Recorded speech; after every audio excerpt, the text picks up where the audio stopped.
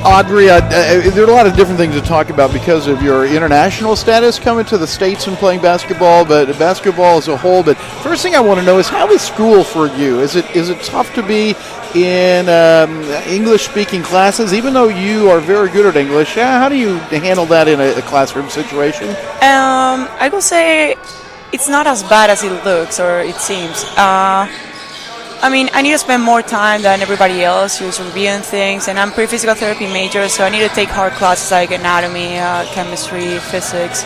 So it is hard sometimes to know all the terminology in English, or kind of like getting to know it all over again, because I already took those classes in Spain, and now it's kind of difficult to adjust to the vocab words. But I'm doing good. I'm spending a lot of time studying, and I love it. I love learning. I love going to school and knowing that, I can have a future here, that I can learn different things. And I mean, I'm proud of myself for doing this as well. So, it's a challenge, but the reward that you get when, you get a B in a class, it's awesome. So, I mean, I really do like it, and I enjoy my classes. And so you are, in effect, then what you're saying is you're more interested in learning than getting good grades, and you've got to work hard at it.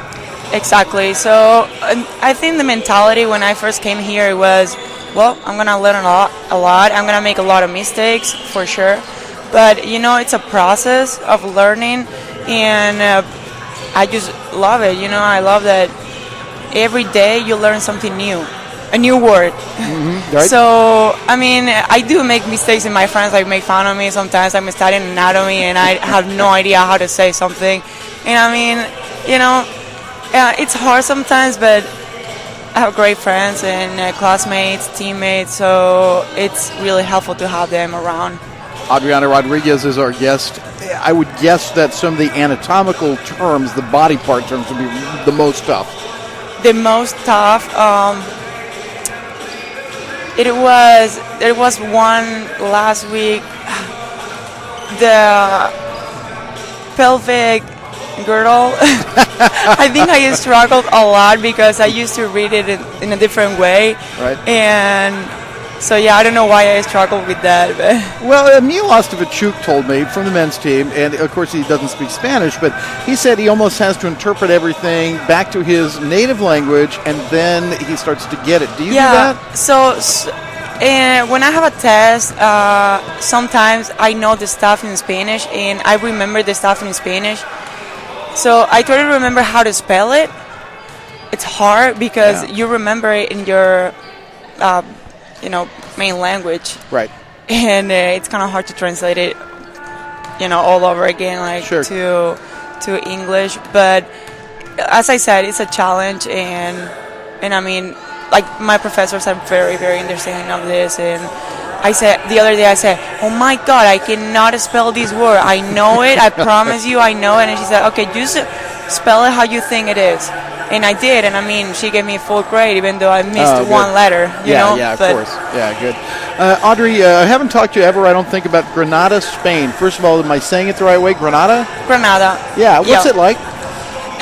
It's a small city in the south. We live 45 minutes away from the beach, and we also have mountains, the biggest in Spain, so it's kind of nice to have both extremes. Yeah. And it's a beautiful city. I will say right now I think it's being ranked the most beautiful city in Spain. So it's really nice to just walk around the streets and see. It was a Muslim city originally, and the streets are very pretty. We conserve almost everything from the past and historic buildings. It's like a student city as well, I will say. A lot of people want to come and get their degree from our university, and I really do miss it. The weather is great. You don't need a coat to walk around in winter, so it's kind of hard to be here sometimes, with the cold. But so why in the world would you come to the United States to study? Because as I said, I wanted to learn. I got really interested in knowing the language, and I think it is vital right now. Nowadays, it's just crucial to know different languages and to travel the world, to gain experience in different fields. And well, also basketball is a huge part of it. You know, if I didn't have a scholarship here, I wouldn't be able to do this. But I mean, just learning and having an amazing experience and getting to know more people.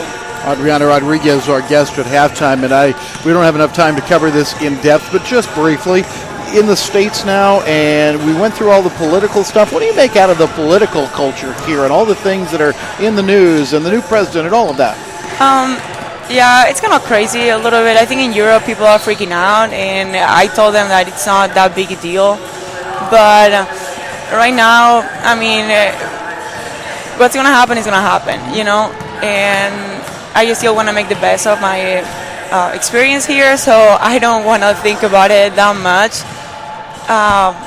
I love it here. My teammates are great. My friends are great. Coaches, everybody supports me here, so I don't think I'm not scared, if that makes sense. Well, speaking of support, I think I've seen in a couple places, or perhaps you told me, you're really close to your mom, right? Yes, Tell me about her a little bit, if you would.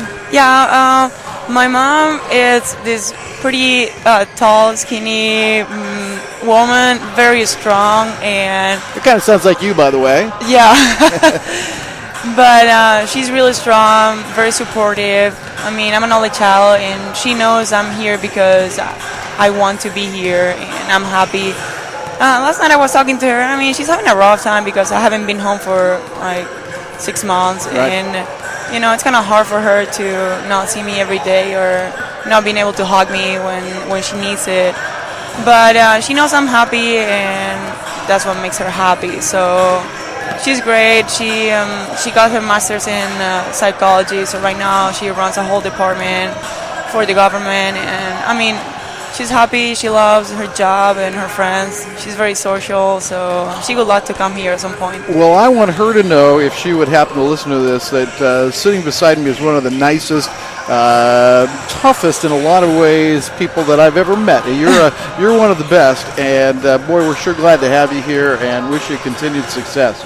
Well, thank you so much. I really appreciate it. You're a good one. Audriana Rodriquez is our guest. I know you got to go warm up. You should probably go do that. All and right. thank you for being with us. We'll be Thank back you with so more much. in a moment.